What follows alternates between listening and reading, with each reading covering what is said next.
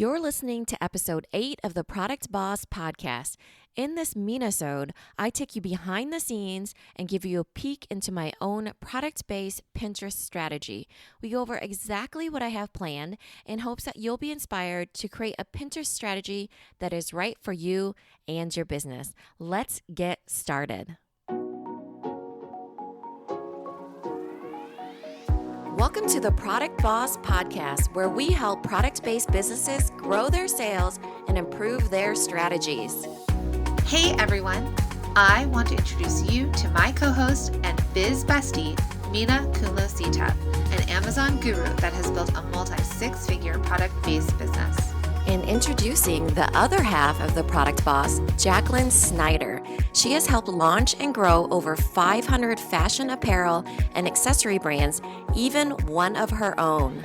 And together, we share our inventory of secret weapons that will help you dig deep and do the work it takes. Are you ready? Let's build together. Hey everybody, Mina here, and today I wanted to go over my Pinterest strategy. If you listened to episode 7 that just came out about cleaning up your product-based biz, I talk about how I'm breaking down my social media efforts. So for Q1, it is focus on Pinterest. This is where I'm laying out my strategy, really thinking about it and streamlining what I want to do. So I wanted to share what I'll be doing so then it will give you some inspiration. So first, I wanted to go over the difference of Pinterest along with the other social media platforms. So Pinterest is not really a social media platform like how Instagram and Facebook are. On Instagram and Facebook, they are really your customer or your clientele. They're really going on there to socialize and to engage. For Pinterest, they're really going on there for solutions. So it's a search engine rather than a social media platform. So when you think about search engines, number 1 is actually Google, number 2 is YouTube, and number 3 is Pinterest. This is where people are, we make it synonymous with, I'm going to Google this, but really they're inputting into a search engine. So when they're trying to find something on Pinterest, they're really looking for a solution to their problem, which is why the number 1 pins on Pinterest are the ones for recipes, baby shower ideas, wedding ideas, parenting ideas. They're really looking for something that will really remedy something that they need. So the really cool thing about Pinterest being a search engine versus a social media platform is that the pins on there stay on there for long term. So it's just like when you go to Google something, you could get something from 2015, of those first 3 hits because they're going with keywords that are the most relevant. And the same with YouTube. You could get a YouTube video that is from 4 years ago as long as it is most relevant to your search that you put in.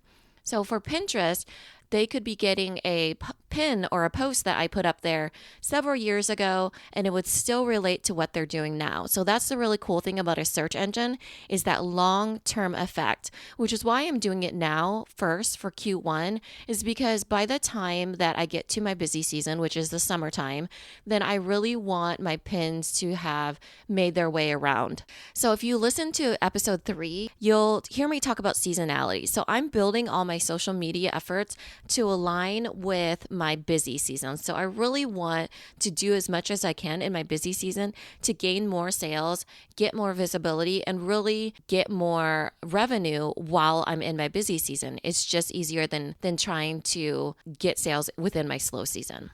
So if you haven't listened to that, go back to episode 3, strategy for seasonality, and I get into what you should do for slow season versus busy season. So when you're thinking about your strategy for Pinterest, you should really be thinking about what people are pinning at a specific period of time. So we're in the middle of January. Right now they're pinning about the fresh year, the new year goals. And then coming up is February, where some people are pinning about Valentine's or love, and March might be St. Patrick's Day. I kind of did it a different way because my products, waterproof labels for daycare, aren't very holiday based. So Looking at that, for February, I am doing daycare based pins. So I'm kind of trickling in my pins and layering them on top of each other. So for February, I'm focusing on daycare, what you should pack. Perhaps you need these labels, those sort of pins. For March and April, I'm focusing on spring cleaning, how my labels can really help you get organized in your home, and some tips on spring cleaning.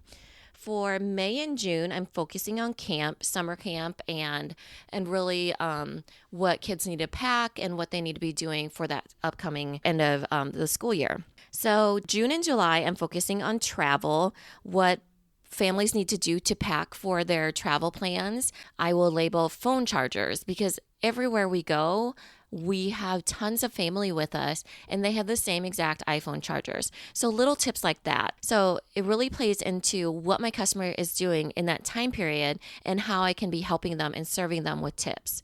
So in August and September, which is my big month, that is back to school. Back to school and getting reorganized at home. September really is the new January as far as getting things cleaned up, especially for moms. So I'm really going to play on that.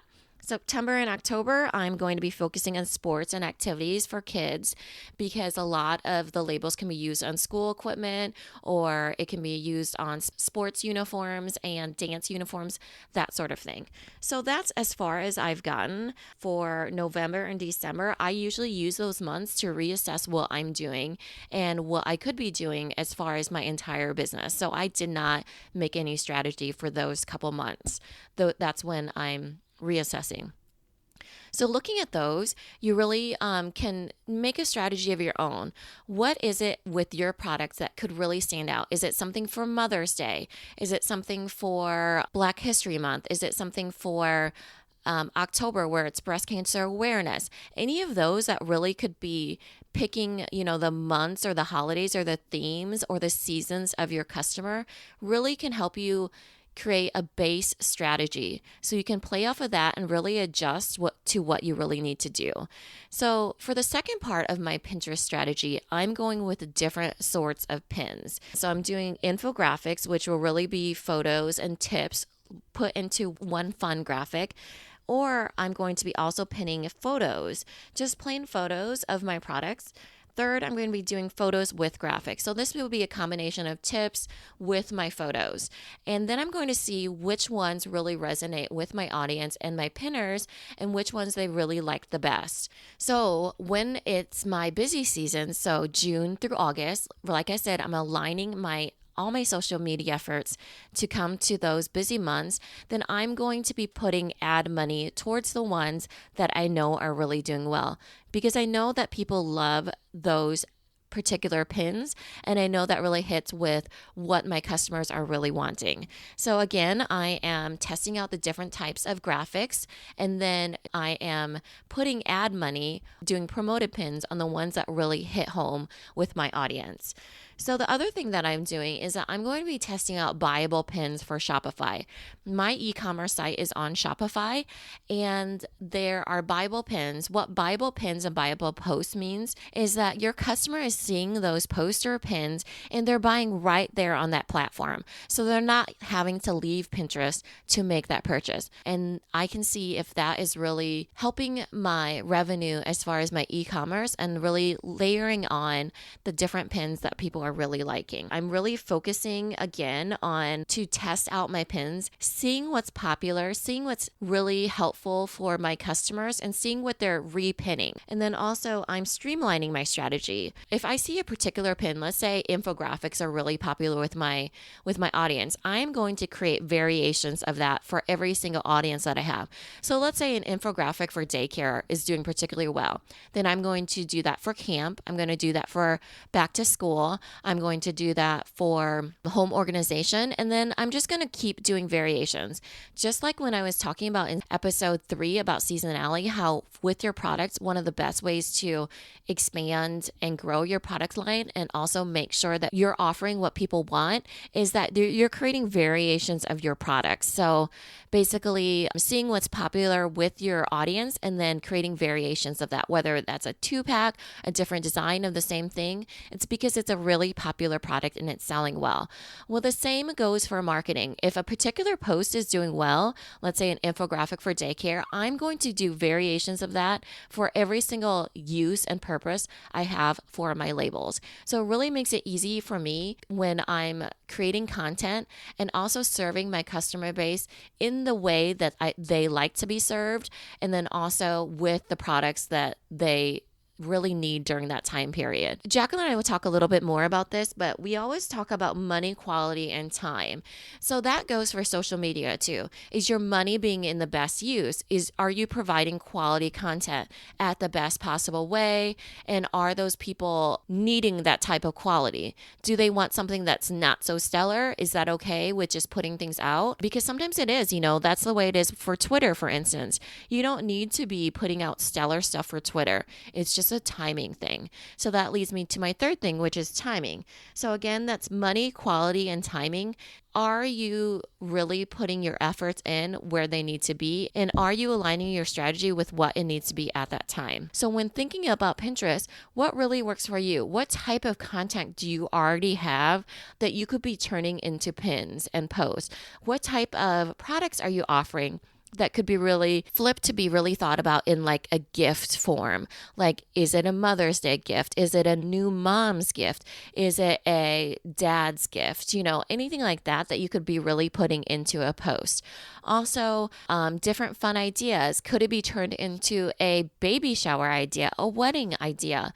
Anything where your products could be utilized in different forms and different purposes. Ask yourself those questions and really lay out a strategy for yourself for Pinterest that works for yourself and works for your business.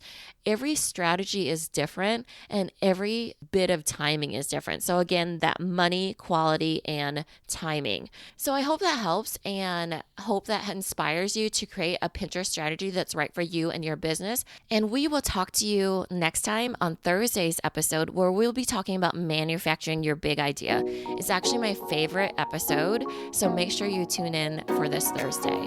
Thanks, everyone. Have a great day. Thank you for listening to the Product Boss Podcast. For free resources, materials, and to learn more about our mastermind or working with one of us one-on-one, head over to theproductboss.com. All right, product bosses, let's make it happen.